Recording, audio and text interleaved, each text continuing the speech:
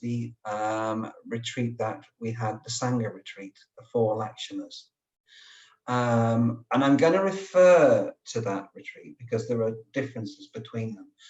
But the retreat I want to talk to you about is the Taste of Freedom, which was a retreat at Padmaloka between Friday the 9th of October and Sunday the 11th of October. And I'm going to not talk necessarily directly about the retreat, but I'm going to talk about kind of the before and the after rather than the during, because with these online retreats, I think you have to be creative. You know, it's a new world. I mean, interestingly, that the talk partially was about the sea, about the ocean, about diving into the ocean. And this is a new ocean that you have to dive into. So, you know, you don't necessarily, you have a different set of bathing trunks really to wear to go swimming. So first of all, why did I choose this retreat? Well, I wanted to get engaged with the wider Sangha. Not that I don't love all you lot, but I wanted to get a sense of Tiratna as a wider body and what was important to them and what the characteristics were. So that was part of the process, and that's why I chose Padmaloka. One of the reasons I chose Padmaloka. The second was to continue my Buddhist learning, because we had the study groups with Satchinama, which have been fantastic. And at the moment, I'm kind of left without a regular study, which is kind of like, it's like giving me a chocolate bar and then take it away from me. You know, the craving starts kicking in, and it's like, I need some more learning. Now, I acknowledge that that's craving, but I also acknowledge it's part of the journey that you need to have the learning. That's my excuse. The other part is I wanted to have experience a deeper periods of practice, and that the retreat gives that opportunity in order to have longer meditations and longer periods in which you are encased in the Dharma, really. And the final reason is probably the most important, is that there was little choice. If you look for retreats online or whatever, and you're not a mitra and you're not an ordained member, there are very few at the moment you can go to. So you have to be kind of choose them quickly and get on to them quickly. So that's just an advice for anyone who's young like me, a young Buddhist like me, that don't give up, keep looking for those retreats, because they are out there, and they're well worth doing. So what happens in an online retreat? I think it kind of breaks into 5 sections. You've got the talk, and this one was based around the talk about the Taste of Freedom. You've got the groups, basically the Sangha breakout groups, which, so I'm just checking my time here, which enable you to look at the material and try and feed on it. There's a devotion, there's meditation, and there's free time. And I think one thing that's missing on an online retreat is the free time. It's the connection, it's the informal connection between Sangha members, which is really important. And it's important to recognize the good points and the bad points, the good points and the more restricted points within these retreats, and to understand that you will get some things. It's easy to get teaching, it's good to get teaching, but it's not so easy to get that connection between Sangha members, and you need to be ready for that and prepare for it. So how did I prepare for it? Well, one way I prepared was to read around the subject. So I did as Arabachin said, I like reading around subjects. So I did that. And the other thing that I think is really important is to prepare the space. You are at home. You are the retreat that you're going to go to is not a physical retreat. It's an internal, it's a mental retreat. It's an internal journey. And you need to make sure that everyone in the household is aware of that and is relatively respectful of it. You know, that don't come in playing cowboys and Indians when you're in the middle of a retreat. But also, it's important that when you come out of that room, that retreat room, that they respect that you have probably been to a different place, that you're in a different mindset, and that you might not respond to questions in the way they expect you to. Really, that's important. I think it's important to prepare, because I think you are going to get more out of a retreat, online or physical, if you prepare, if you read around the subject, if you understand why the retreat is called what it's called. I think that's very important. I think it's also important to find an effective way of taking notes, because what often happens is you go on a retreat and someone says, "What happened?" You're going, "I have no idea, I've forgotten." And so I have a structure that I set out beforehand of the material, and then I intersect parts of the talk that are going on within that talk, within that structure, and that helps me to understand how the talk fits in with the learning. What did I enjoy? I enjoyed the people I know saying hello. So I enjoyed Paul Johnson saying hello. I enjoyed Arafat saying hello, and I enjoyed seeing all the other faces as well that were there that I knew. I enjoyed the time I did have to meet other Sangha members, but it was very limited, and I would have liked more, really. And what could have gone better? I think the microphone not broadcasting stomach noises, that was one of the good ones. I think thinking about how things come across like that. But as we all know, with online everything, anything can happen, and you just have to take it as it comes along, really. I think, what did I take from it? I think the one thing I took from it is that Arabachin then made regular contact to talk about things and to talk about the retreat and other ideas that I've been exploring, and that then comes down to this connection with people, that you have to be creative, and there we were both creative and made that physical connection, which we wouldn't have had and hadn't had before unless this retreat had happened. So that really is my great potted account of the online retreat at Padmaloka. I hope you enjoyed the starter of that one.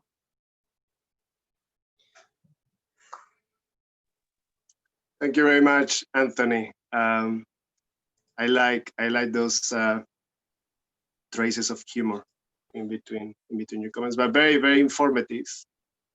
And I like that metaphor of going into the ocean that you just referred to, and the importance of connecting with a wider Sangha as well. I think that's very valuable.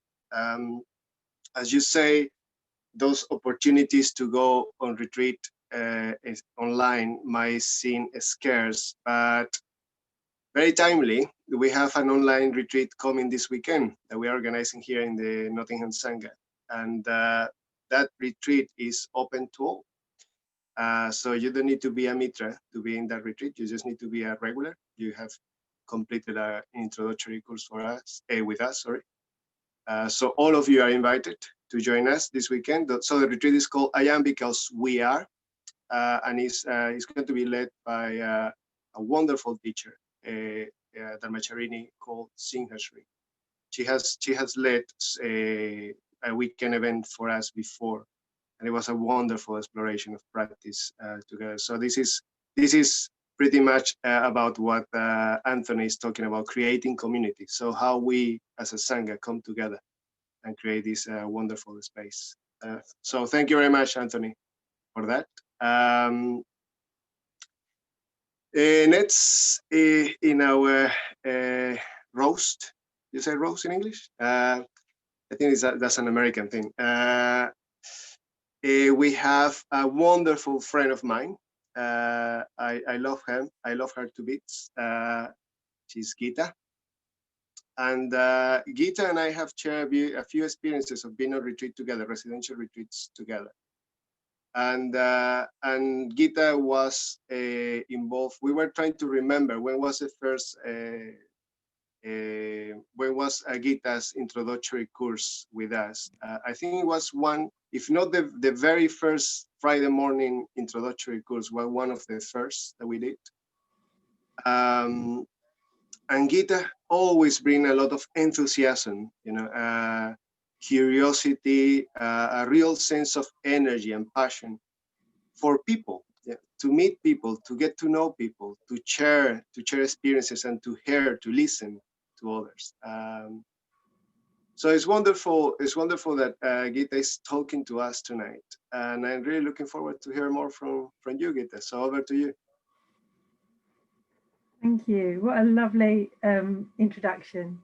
That was really nice to hear. I just soaked that all up. Thank you. Yeah, it is also my very first talk to the Sangha as a whole. Ed mentioned that last week. And yeah, I was like thinking, that's me too.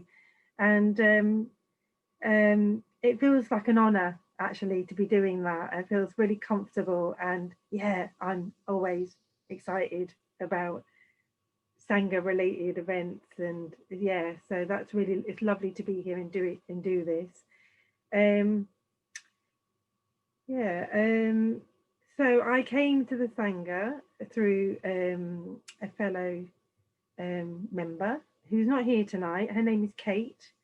And Kate and I worked together, and we used mindfulness to help a population of people that we were working with in our work.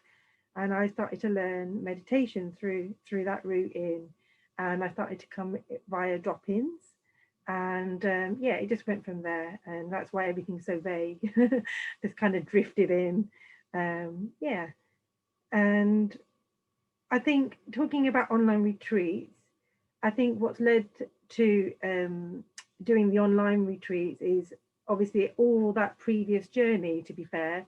So coming to the centre, doing the intro course, meeting the Sangha, coming on Wednesday nights. And eventually I was quite drawn to do a retreat, not really knowing what it was about, but just felt like it was a really important thing to do. So I've been on a couple of residential retreats, and I think the reason I'm mentioning that here is because it has a bearing on my experience of the online retreats. And I think you bring something, you know, to the current moment you're in from the previous moments you've experienced. So all my previous residential retreats have been amazing. Yeah, I'm just like love being there. I just love everything they're about. I love learning about the Dharma. I love going away from my familiar. So I just get so much from them. So I got used to going quite regular, in fact, you know, with the little retreats that the Sangha organised, and maybe some bigger retreats. And then COVID happened. So I had it all set up, you know, I was going to go in March, you know, that was about my time. And I was going to go again in September, and COVID happened, and it threw a spanner in the works. So it was all right to begin with, but then that all rightness became really not all right, because I really needed them, and I really felt the sense of how important they were by the fact that I couldn't access them. But I was held beautifully by the online events that the Sangha put on. The meditation mornings were really key to start with, and we had Dharma Day, And so all of those little snippets of things that were, you know, put my way. I think in my study group, Kemisiri mentioned the Brahma Vihara retreat. I forget its name now. I did write it down, but I forget its name now. Let's have a look. Being Divine, which I accessed online, you know, in my own time. So all those really held me, and then I went on some kind of, you know, they were quite short retreats, to be fair, most of those, or I did them in my own time. But then I did a couple of day retreats, and there was a couple that Satchinama did that I attended. I think he did one on exploring rebirth and so on. So yeah, they were like an opportunity to fill the gap of not being able to go on residential, and that was really important. It was like, right, I need that to be filled. This will do. I'll give this a go. And unlike Anthony, I've learned some stuff from it, but unlike Anthony, I didn't prepare. I was often really last minute. In a really hectic environment. I've got 3 kids, and usually the night before or even the morning before, I'd be like, right, I'm doing a retreat. And my family are amazing because they really support me in all these adventures that I go on. They're really good. They're as good as they can be, and that's pretty good. I'm very blessed. Yeah, so there's a massive difference, isn't there, between residential retreats and online retreats. So, you know, with the residential, you get the anxiety of the journey, of going to a new place, not knowing what to expect. Like Vanessa said last week, the bed, who you're going to be with, you know, what you're going to do there. I didn't know that we had to do jobs. That was interesting. Yeah, and missing family, I put that in there, but I really didn't miss them at all. Actually, it was so good. I was actually felt guilty that I didn't miss them, but they were very well looked after, and that must be why. Not that I'm a bad mum or anything. Yeah, so that was what came up for residential, and like Kemisiri said last week, it was a bit about it was deliberately, wasn't it, intentionally stepping outside of the familiar. So online, well, the bed's right there, my comfortable bed, don't have to travel. I can go to the loo when I want, although obviously you try and stick to the breaks. But the conditions, those lovely conditions that you get on a residential, weren't there. So yeah, Anthony, that's a good advice. I realise that now. Why don't I tell them a day or two in advance? I'm going on retreat, and you know, this is what it's about. I mean, it came during, and that was one of the most lovely things that just happened, was that I would come downstairs and you know, life's going on around me, and I would say, well, guys, I'm on a retreat. Can you just lower the voice there? Can you just, you know, or that's not very Buddhist, you know, and what that allowed was something that hasn't happened in quite that way, which is to bring my spiritual path more into my family's lives. And wow, that's amazing. I mean, they are very, very, very supportive. But that was a lovely thing to share. I think I've held back, you know, I go off on retreat and they know I'm going off on retreat, and they encourage me to do it. Maybe it's because I come back and, you know, I'm just like a nicer person, who knows? Or maybe it's just because they get as much TV as they want when I'm not here. But yeah, it was really lovely so that they know more about the path that I'm on. And I was even asking them to help me, you know, I was even asking them to help me provide some of those conditions, which I think is a really important passing on of what we're trying to do. So that was really, really, really lovely, but different. Yeah, so I was talking, what I'm bringing up is all these differences. So what you're working with is learning the Dharma and then trying to practice the Dharma in a very familiar setting. And that's actually, again, very revealing and very interesting and very helpful, because this is my everyday life. This is it for many, many hours of my life. You know, going on residential retreat isn't. So to be able to learn and practice with these conditions is really beneficial, I'd say. I think I've learned a lot from it, from doing online retreats at home and applying what I'm learning in the here and now. So the only thing I want to say about online retreats is there's ones that we've done with Sangha, and the beautiful aspect of that is that I've met people online virtually that I haven't met in person yet, but I feel like I know you and I connect with you, and you're part of my Sangha mandala, which is lovely. There's also some of you that I know that I see more of, which is really mad. You know, I see more of you because it's an easier way to access in. Ultimately, I feel that really deep sense of connection, and that's really interesting, isn't it? That we can get it through this virtual format, and that's us working with the conditions that we have. So yeah, really nourishing. I would go with whatever you bring, whether that's lastminute.com like me or preparedness like Anthony. I think just turn up and see, because you won't know until you do it. Thank you. Thank you very much, Geeta, for sharing yourself actually in that way. It's very beautiful. Yeah, and I agree with you that something that I have discovered in my own experience of going on retreat online is the potential to transform our everyday conditions, and integrate in that very evocative way that you were talking about your own family. So bringing them as a supportive conditions for you to go deeper with your practice. And that sense of connection, that is very important. I find myself sometimes in a very populated solitude on retreat. Being in my room,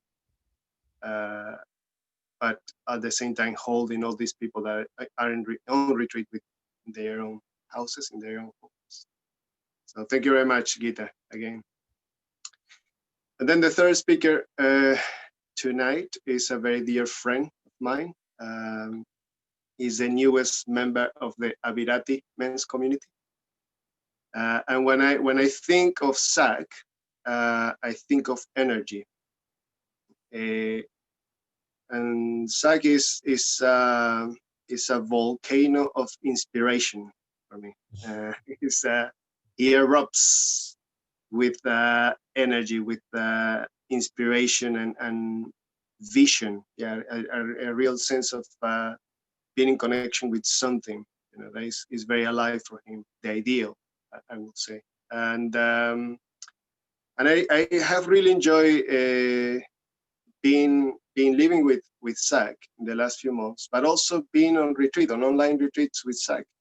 Yeah, I think he's going to say a bit about that tonight. But yeah, I can think of Zac as a supportive condition for me, actually, for my practice. So I'm very grateful, brother, and I'm very looking forward to hear what you have to say tonight. So over to you.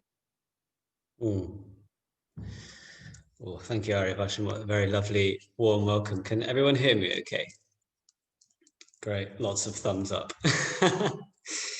Oh yeah, thank you, Anthony and Geeta. That was I feel really moved actually by your thirst for the Dharma in these times, and particularly interested, Geeta, about the way that you've bridged that gap of your practice and your family life. I find that really moving. So I think I'm going to start from a place of gratitude, actually, because when I was thinking about what I was going to say for this, I feel a lot of gratitude. I feel a lot of gratitude because, let's call it what it is, this is quite trying times at the moment, and I certainly am feeling it today. The feeling of going into another lockdown and whatever that means. I'm certainly feeling that on a collective level as well, and I'm just really encouraged by the way the Sangha here and the retreat centers have responded. They've just moved over to this new format, and the quality is cannot be questioned, really. I'm going to be speaking mostly from the perspective of Padmaloka, because that's where I've done the majority of my online retreats. Specifically, a lot of my ordination training at the moment is being done on online retreats. And I've had, I think, 3 cancelled. So I was actually supposed to be going on residential retreat with Padmaloka next week, which got cancelled because we're going into the lockdown. So I'm going to be doing my 4th ordination online retreat this year, which, when you think about it, going on 4 retreats in a year, that's such a huge uphaul, like so much energy involved in doing that. So I'm just really like quite amazed in some way. Just amazed that that's happened, and I've been able to cover so much material, like and be open to so much inspiration in these conditions. So I mentioned that a lot of these were ordination training retreats with Padmaloka, and it's been really important for me in these times to keep my thread of practice, keep my thread of training going in these times. It's been, I feel, talking of gratitude, I feel very grateful for the Sangha and for Padmaloka in providing me with resources, really, to meet these times. And in many ways, I'm going to be covering quite similar material. I'm going to be talking about, conditions, and I'm going to be talking about a certain approach and conditions that I found positive for being on retreat at home. So firstly, I don't really compare them to residential retreats. I find that a little bit problematic. For me, I find comparing it with a residential retreat is a high standard to meet. For me, I find it much better to look at it as an intensification of my weekly practice, an intensification of what I'm doing. I keep retreat conditions as best I can, but I like the idea that I'm just doing more meditation this week, or I'm doing more study, or I'm observing more silence, for example, in my weekly life. And that, for me, I work with my expectation then, and that's what, if I'm honest, I've always had quite a certain expectation that this is going to be quite difficult to be on retreat at home. And I've always been very impressed and always been very surprised, actually, on how deep one can go if you set up the right conditions, as Anthony and Geeta have really made quite clear. So I'm going to speak about 2 retreats in particular, but in terms of creating the conditions, the first retreat that I'll talk about is I did the Brahma Viharas. It was just over a week meditation retreat. That was the first thing I did in April, I think. And I had a very simple setup, actually. I was in the yurt in the back of Jyotida's back garden. So I set up camp there for the duration of retreat, and I had very simple conditions. I had a very simplified, I took the time off work. I just really simplified my calendar and just had a very simplistic, low distraction space, really. That was very conducive, actually, for meditation, very simple environment. And that was very good. I'm also aware that not everyone's going to have a yurt in their back garden. I'm going to be able to do some of that. But I think the main thing there is simplifying your conditions and simplifying your life around you, so that you can, particularly on a meditation retreat, you can go deeper. Secondly, which is what Arya Vachan was talking about, alluding to earlier, was that I did the spiritual friendship retreat, which was again with Padmaloka. And I did it together with Arya Vachan and Gareth, who are both here. This was a really positive experience, actually, doing it with other people. I'm aware that we can't do that at the moment, but in the future, that could very well be a possibility for more people of gathering together in some way, bubbling, whatever you can do. And actually do the retreat together in some capacity. It's all about being creative in these scenarios. But I think what was really interesting was that traditionally in the spiritual friendship retreat, you do friendship life stories, and that wasn't a factor in the online retreat. It was too much to factor into the schedule.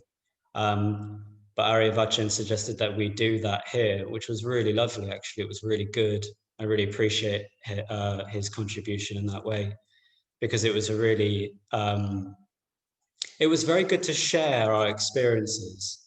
Anyone that's done any kind of life story will know that it's a really quite powerful process, powerful thing to do. And also it's just a really good, a really good way to try and bridge the gap between residential and online retreats. Again, I'm aware that not everyone, we're not going to be able to do that.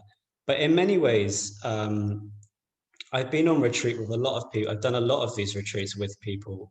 On the Brahma Viharas retreat, Paul, who's here as well. I can see Paul here right now on my screen. He did the Brahma Viharas retreat with me, and there was something quite important about that for me. So several members of my Going for Refuge group, several members of the Sangha, were on that retreat with me, and that leads me on to quite sort of an important point for me as well. There was something really nice, actually, knowing that other people in the Sangha were turning up to the same stuff as me. Like, I knew that they were doing the same program as me. I knew that they were meditating with me.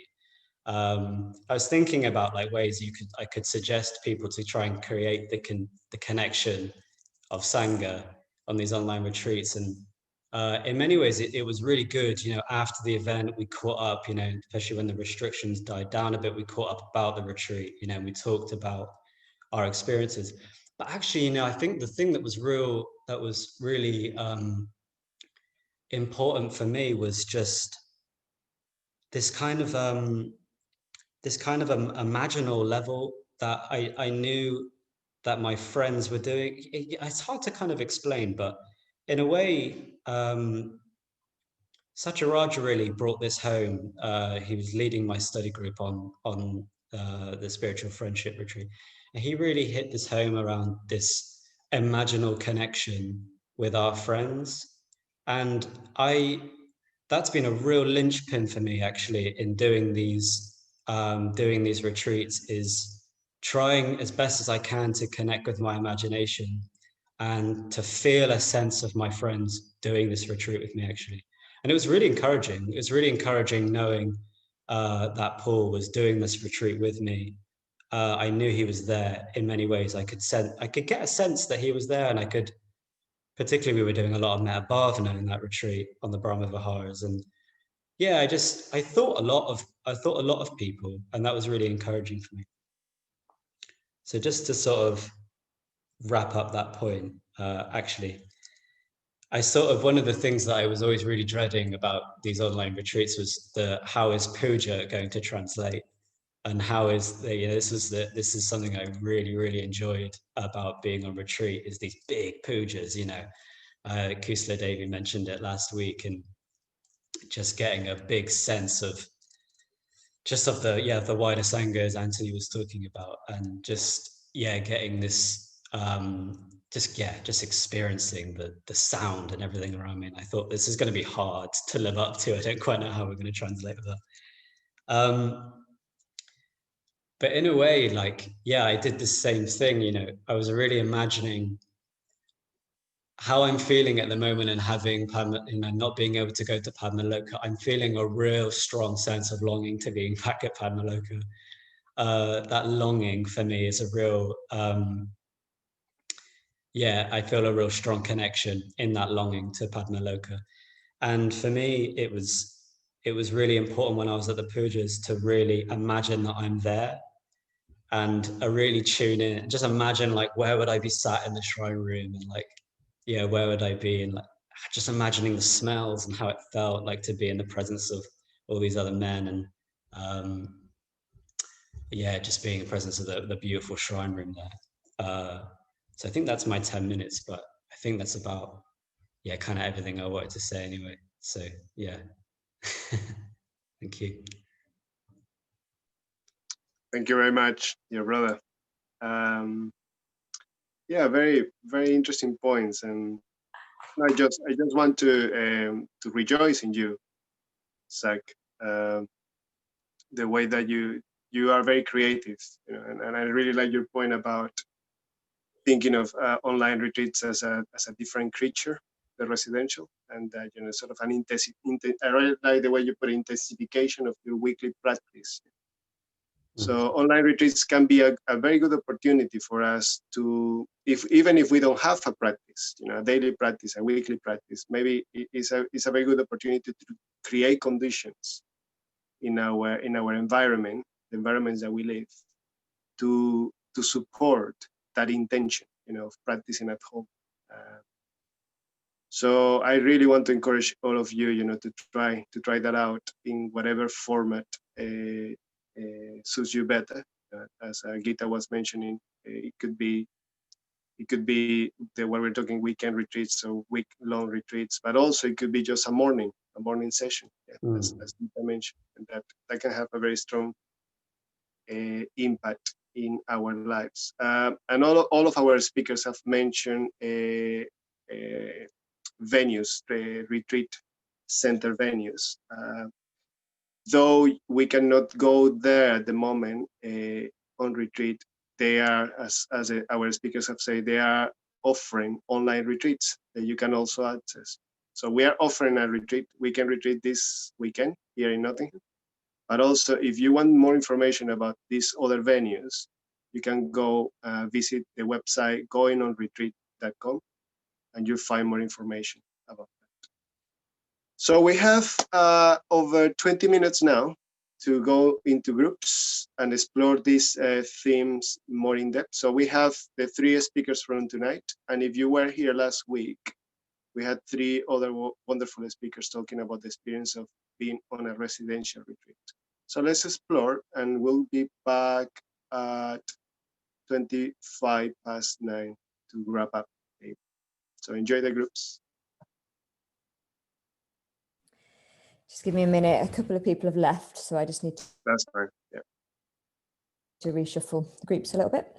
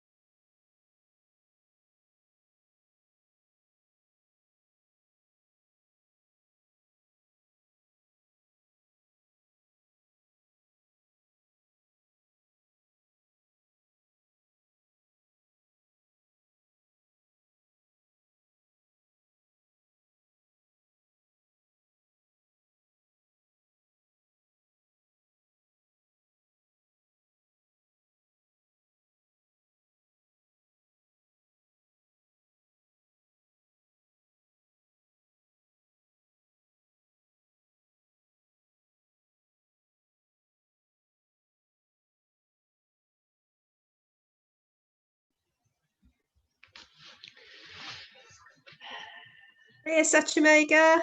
Hello. Where you gone? You disappeared. Oh, there you are. You've moved. You've moved, yeah. You all right, Eve?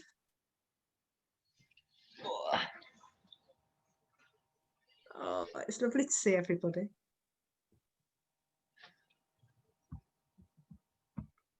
Are we all back now? I can see.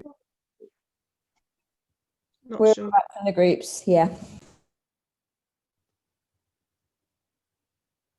Well, thank you again to our 3 lovely speakers, Anthony, Geeta, and Zac.